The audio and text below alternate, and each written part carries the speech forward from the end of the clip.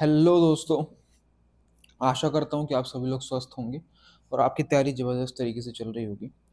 CGPSC prelims के इस MCQ series में आज हम हिस्ट्री के टॉपिक्स को उठाएंगे और उसकी प्रैक्टिस करेंगे। तो चलिए शुरू करते हैं बिना किसी देरी के। और एक अनाउंसमेंट है आप सभी के लिए कि हम लोग एक मास्टर सीरीज़ लेके आ रहे हैं एस प्रीलिम्स सीजीपीएससी, जिसमें हम क्या करेंगे कि एक हमारा 4 मंथ्स का एक स्ट्रक्चर्ड वे में हम लोग पढ़ाई करेंगे, जिसमें डेली आपको टॉपिक्स दिए जाएँगे, जिससे आपका पूरा कोर्स भी कंप्लीट होगा। डेली टॉपिक्स दिए जाएँगे और रात में उसका आपका रिव्यू किया जाएगा। और कोई भी डाउट होते हैं या कुछ होते हैं तो उसको हम सॉल्व भी करेंगे।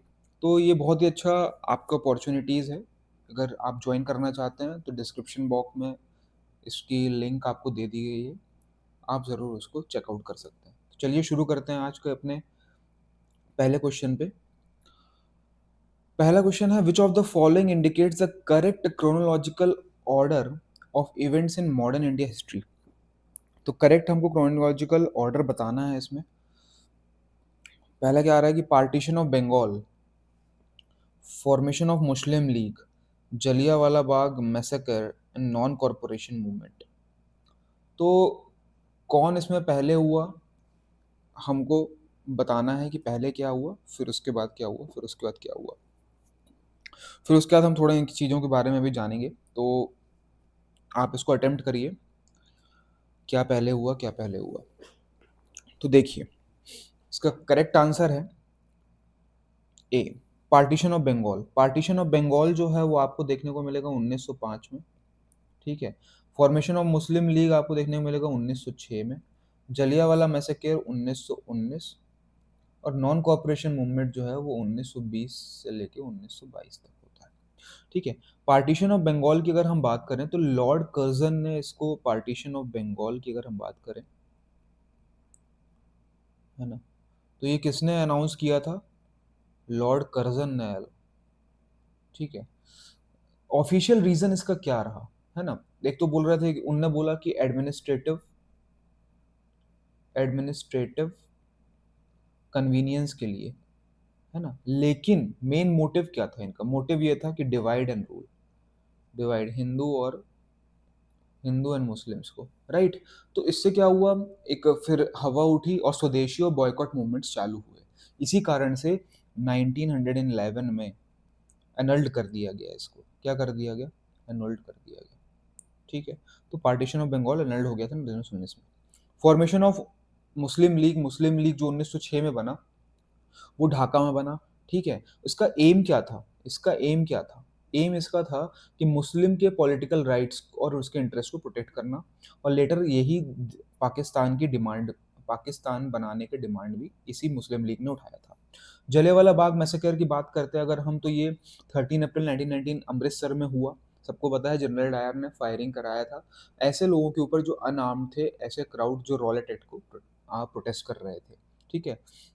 और अब बात आती है नॉन कॉरपोरेशन मूवमेंट की। तो नॉन कॉरपोरेशन मूवमेंट में देखेंगे तो महात्मा एम जी गांधी, है ना, महात्मा गांधी जी द्वारा लॉन्च किया गया था जलियांवाला ट्रेजिडी को देखते हुए।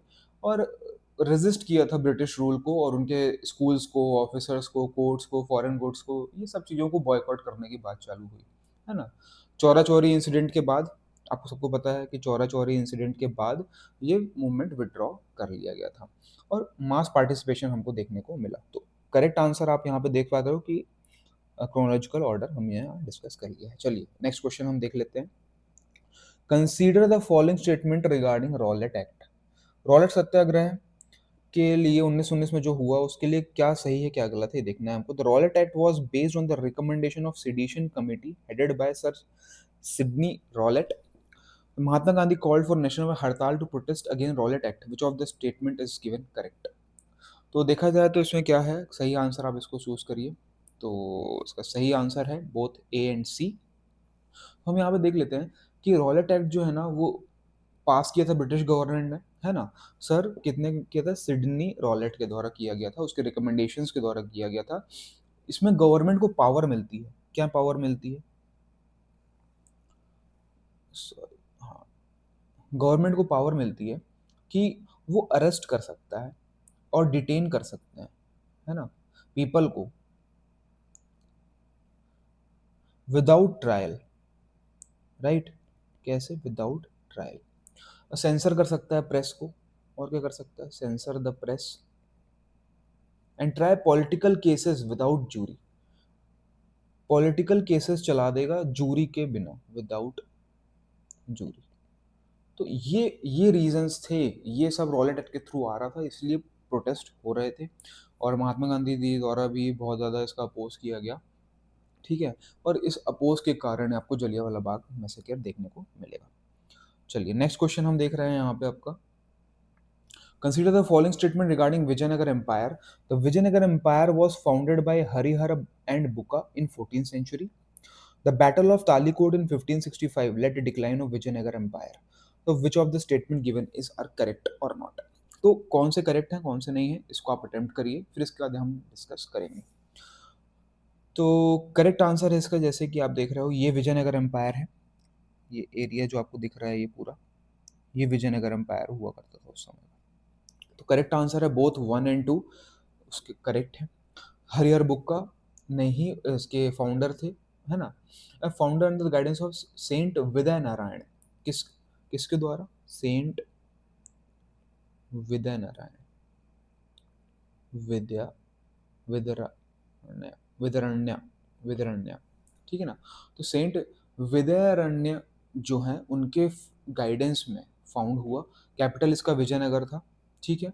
पर्पस क्या था, to resist the Muslim invasions and revive Hindu rules in South India.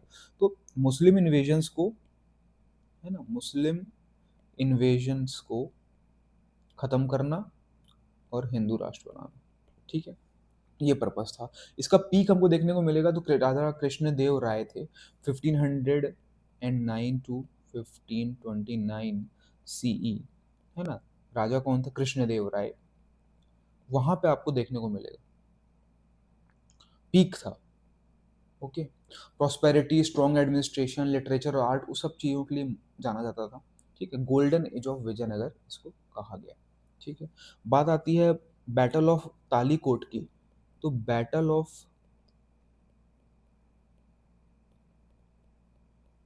Talikota 1565 CE में हुआ। ये किसके बीच के बीच हुआ, विजयनगर, है ना, विजयनगर एम्पायर वर्सेस डेक्कन, डेक्कन सल्तनत, ठीक है ना। इससे क्या हुआ कि विजयनगर एम्पायर का यहाँ पे डिफीट हुआ और यहाँ से डिक्लाइन होना शुरू हो गया। सिटी ऑफ हम्पी, हम्पी जो था वो हम्पी भी यहाँ पे डिस्ट्रॉय हो गया, ठीक है ना, और विजयनगर एम्पायर का यहाँ से डिक्लिनेशन स्टार्ट हो गया। चलिए नेक्स्ट क्वेश्चन हम यहाँ पे देखते हैं, consider the following statement regarding Indus valley civilisation. तो पहला है कि people of Harappa knew the use of iron, the great bath has been found in Mohenjodaro, Lothal was an important port city of the civilisation, which of the above statement is are correct. तो यहाँ पे देखते हैं कि करेक्ट आंसर क्या है, आप लोग टिक करिए, कमेंट बॉक्स पे भी कमेंट ज़रूर किया करिए। तो ये आपको देखने को मिल रहा है, ये है ग्रेट बाथ ऑफ मोहनजोदारो, ये क्या है, ग्रेट बाथ, और ये आपको देखने को मिल रहा है लोथल का इम्पोर्टेंट पोर्ट सिटी, ये लोथल की, इस तरीके से यहाँ पे बंदरगाह बने हुए थे। तो करेक्ट आंसर है इसमें आपका ए, 2 एंड 3, ये दोनों आपके करेक्ट है। तो देख लेते हैं हम कि हड़प्पा के लोग जो थे ना, वो आयरन का यूज़ नहीं करते थे, समझ रहे हैं ना, वो किसका करते थे, कॉपर एंड ब्रॉन्ज का, ठीक है। ग्रेट बाथ जो है मोहनजोदारो में पाया जाता है, वो तो सही है, और लोथल जो है वो पोर्ट सिटी था, डॉकयार्ड सिटी, ये भी सही है। फिर बात आती है कालीबंगान की, एक्स्ट्रा अगर हम देखें तो कालीबंगान प्लग्ड फील्ड्स के लिए जाना था, धोलावीरा जो है वो वाटर मैनेजमेंट के लिए जाना जाता है, ठीक है। नेक्स्ट हम अपना देखते हैं, arrange the following in chronological order. अगर हम देख रहे हैं तो इनको क्रोनोलॉजिकल ऑर्डर, कौन सी डायनेस्टी पहले आई, तो ये हमको देखना है। तो इसका देख लेते हैं, मौर्य एम्पायर, नंदा, शुंगा, सतवाहना, तो कौन सी पहले आई ये आपको इसमें टिक करना है, ठीक है, बोलिए। सो करेक्ट आंसर है बी, ए, ठीक है, तो नंदा पहले आई, ठीक है ना, नंदा के बाद आया आपका मौर्य एम्पायर, मौर्य के बाद आया शुंगा एंड सतवाहना डायनेस्टी। तो नंदा में देखेंगे तो आप महापद्मानंद फाउंडर थे इनके, ठीक है ना, इमेंस वेल्थ, बहुत ज़्यादा वेल्थ थी, लार्ज स्टैंडिंग आर्मी यहाँ पे देखने को मिली, ठीक है ना। तो नंदा सबसे पहले आएगा, आपको देखने को मिलेगा नंदा। नंदा के बाद आएगा चंद्रगुप्त मौर्य। चंद्रगुप्त मौर्य जो है वो मौर्यन एम्पायर को स्टैब्लिश करेगा, ठीक है ना, कैपिटल उसकी पाटलिपुत्र बनाता है। और मेजर इसके रूल्स देखने जाएंगे तो बिंदुसार, अशोका, है ना, तो ये सब आपको मेजर रूरल्स देखने को मिलेंगे, ठीक है। और कौटिल्य के द्वारा जो अर्थशास्त्र वगैरह बनाया गया डिटेल्ड में आपको मौर्य एम्पायर में देखने को मिलेगा। उसके बाद आपको देखने को मिलेगा शुंगा, शुंगा डायनेस्टी, है ना, पुष्यमित्र शुंगा ने ये को फाउंडर किया था, फाउंडर थे। और कैपिटल आपको देखने को मिलेगा तो पाटलिपुत्र है यहाँ पे। ब्राह्मणिज्म के रिवाइवल की बात होती है यहाँ पे, मॉडर्न एम्पायर यहाँ से डिक्लाइन होने लगता है, और इसमें आर्ट और लर्निंग ये सब चीज़ों को भी जगह मिलती है।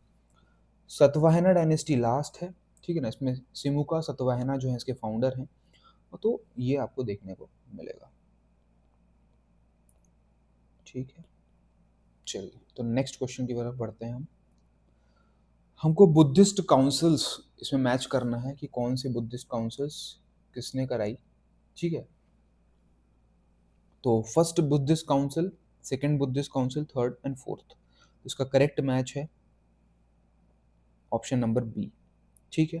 तो फर्स्ट काउंसिल जो हुई अजातशत्रु ने राजगीर में कराई, सेकंड काउंसिल जो हुई आपकी कालाशोका ने वैशाली में कराई, थर्ड काउंसिल जो है आपकी वो अशोका ने पाटलिपुत्र में कराई, और फोर्थ काउंसिल जो है वो कनिष्क कश्मीर में कराई, ठीक है। तो थर्ड काउंसिल जो थी हमारी, जिसमें हीनयान और महानायन का, ये आप याद रखिएगा, हीनयान और महायान का स्प्लिट होता है, ठीक है, किसमें होता है, थर्ड में। तो इसका करंट सीक्वेंस याद रखिएगा। नेक्स्ट क्वेश्चन हमारा, which of the following inscriptions gives the most detailed account of Ashoka's dhamma. तो minor rock edict 1, pillar edict 7, Kalsi rock edict या भाबरू एडिक्ट। तो इसमें most detailed account of Ashoka's dhamma किस में देखने को मिलता है। उसका करेक्ट आंसर है पिलर एडिक्ट 7, ठीक है। इसमें आपको देखने को मिलेगा ये एक लॉन्गेस्ट, है ना, लॉन्गेस्ट एंड मोस्ट कॉम्प्रहेंसिव, बहुत ही कॉम्प्रहेंसिव वे में उसके धम्मा के बारे में आपको देखने को मिलेगा, धम्मा और उसकी पॉलिसी, ठीक है ना। और भब्रू एडिट की अगर हम बात करें तो अशोका डिक्लेयर्स, इसमें क्या करता है, अशोक अपने आप को क्या बताता है कि मैं बुद्धिस्ट हूँ, वो क्या बताता है अपने आप को कि मैं बुद्धिस्ट हूँ, ठीक है ना।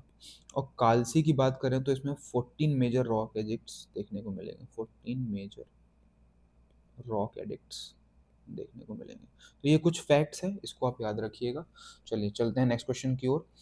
एट्थ क्वेश्चन हमारा यहाँ पे बोल रहा है कि अलाउद्दीन खिलजी इंट्रोड्यूस्ड, इसमें हमको बताना है कि करेक्ट क्या है, which of the statement is correct. तो Alauddin Khilji introduce market control measures to regulate prices, Mohammad bin Tughlaq introduce token currency, Firoz Shah Tughlaq abolish jizya tax, which of the following is correct. तो हम देख रहे हैं कि अलाउद्दीन खिलजी जो है वो मार्केट कंट्रोल लेके आता है, ये सही है। मोहम्मद बिन तुगलक तुगलक जो है इंट्रोड्यूस टोकन करेंसी, ये सही है। फिरोज शाह तुगलक एबॉलिश जिजिया, गलत है, एबॉलिश नहीं किया था उसने, जिजिया को इंट्रोड्यूस किया था। तो करेक्ट आंसर हमारा 1 एंड 2, 1 एंड 2 सही है। फिक्स्ड प्राइस मतलब राशनिंग, मार्केट कंट्रोल करना, है ना, तो ये सब चीज़ें हमको देखने को मिलेगा, ठीक है। चलिए नेक्स्ट क्वेश्चन हम चलते हैं। नाइन्थ क्वेश्चन है हमारा, असर्शन एंड रीजन का है। Akbar abolish jizya tax, he wanted to promote religious harmony through sulh-i-kul. तो A and R both are true and R is correct explanation. तो ये तो इजी क्वेश्चन है, करेक्ट आपका ए होगा, ठीक है ना। तो इसको तो ज़्यादा बताने की ज़रूरत नहीं है। जिजिया जो था ना वो औरंगज़ेब ने फिर इम्पोज कर दिया था, अकबर ने अबॉलिश किया था और औरंगज़ेब ने फिर उसको इम्प्लीमेंट कर दिया था। आज का लास्ट क्वेश्चन है ये, ठीक है। Which of the following were given by the Aamir Khusro. तो कौन सा इसमें लिखा है आमिर खुसरो ने, ये आप पढ़िए इसमें। तुगलकनामा, खैजान उल फतूह, ऐन अकबारी, तारिक फिरोज शाही। तो इसमें से कौन कौन सा उसने लिखा है? तो इसका करेक्ट आंसर है आपका तुगलकनामा और खैज़न उल फुतूह। ये दोनों जो हैं वो आमिर खुसरो ने लिखा है। ऐन अकबारी जो है वो अबुल फजल ने लिखा है, इसको भी आप याद रखिए। इसको किसने लिखा है? अबुल फजल। और तहरीक फिरोज शाही जो है ये लिखा है आपके ज़ियाउद्दीन बरानी। ठीक है, तो ये पॉइंट्स भी याद रखिएगा। ठीक है, सो आशा करता हूँ कि आप लोगों को ये लेक्चर पसंद आया होगा और एमसीक्यू सीरीज़ ये हमारी अब चलती रहेगी। सो चैनल अच्छा लगे तो वीडियोस अच्छे लगें तो लाइक करिए और चैनल को सब्सक्राइब ज़रूर करिए, क्योंकि आप लोगों का प्यार मिलता रहेगा तो ये चैनल चलता रहेगा। So thank you, tata and bye bye.